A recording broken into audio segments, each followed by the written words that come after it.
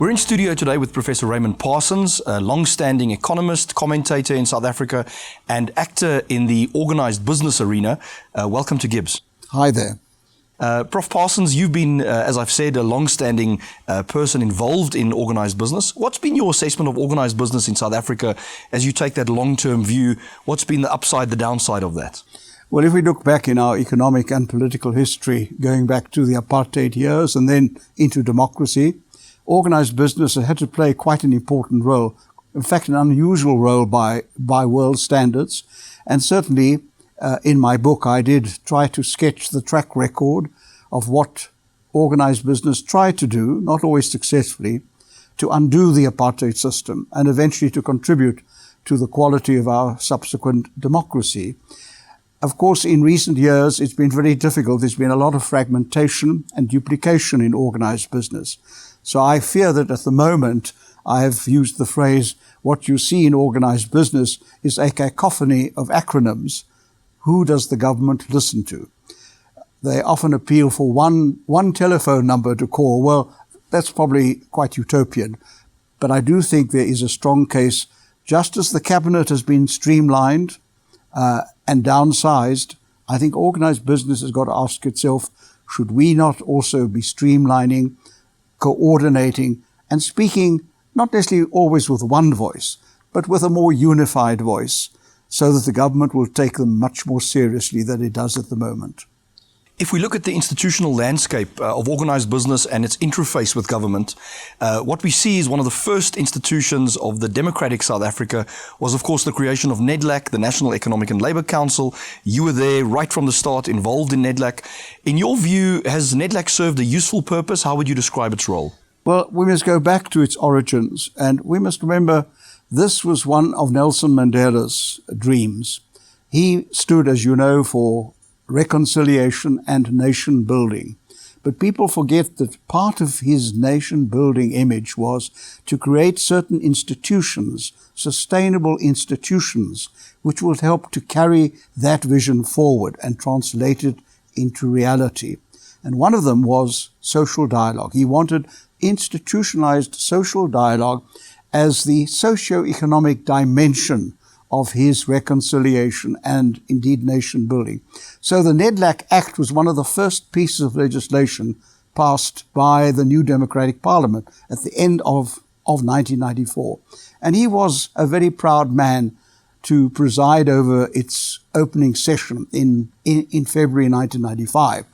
And the whole idea was to say that given the history of apartheid, given the strong divisiveness in South Africa, which even the advent of a technical democracy was not going to change overnight, it was necessary to have an institution like Nedlac, the National Economic Development Labour Council, which would bring together the government, labour, business and the community to forge a greater degree of consensus about the socio-economic road ahead. So that was the origin. Of course, I think expectations may have been too high, but it was a necessary institution. And I think it's fair to say that in the early years of Nedlac, it certainly helped to create a degree of consensual stability, which enabled the new democratic government to move forward on a constructive basis. You use this term consensual stability, of course, in the act from which Nedlac gets its origin. It refers to the need for consensus building and agreement. And some have argued that perhaps it's too ambitious to have an institution that seeks both to deliver social dialogue for consensus, but also to make formal agreements, particularly in the labour area. What is your view?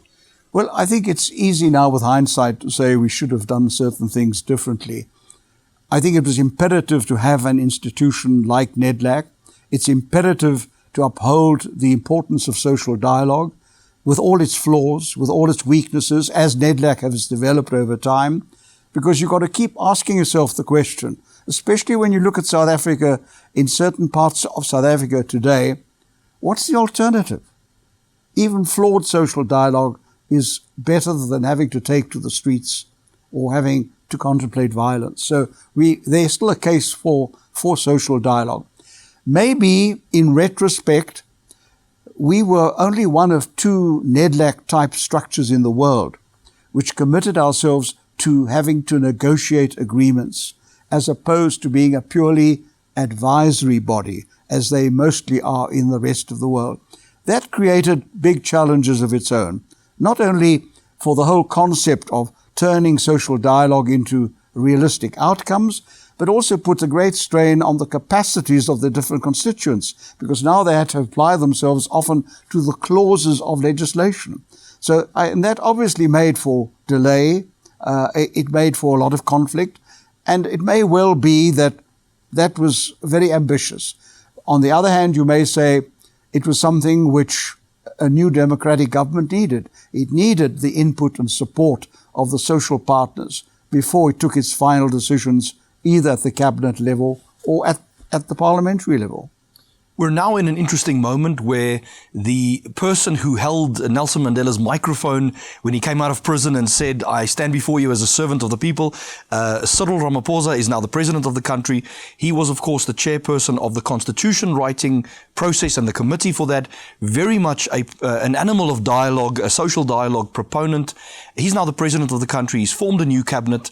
What do you see the role of Nedlac and social dialogue being in South Africa in the next few years? Well, I of course recall, if one can be nostalgic, very much the interaction which I had with him at the time over the Constitution. And I can testify to his commitment, not only to trying to develop the best Constitution that South Africa could have, but to ensure that the institutions like Nedlac and like social dialogue would be effective. He is a consensus-seeking animal. That's what he is, and he still is.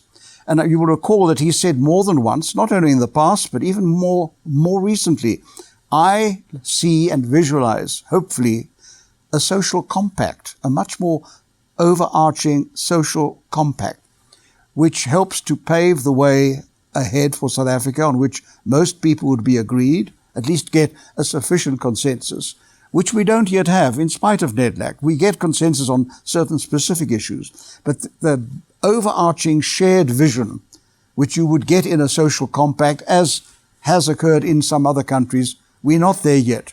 But he's dedicated to that, and I think one hopes that the building blocks of experience that we've had so far with Nedlac, and what happens when social dialogue fails, will spur us on now, within the context of the so-called New Dawn, to see whether it is possible, if we can't get an overarching social compact, to perhaps get a series of mini compacts which might help us here and there to get over the next few difficult years, because despite the changes at the political level, there are big challenges.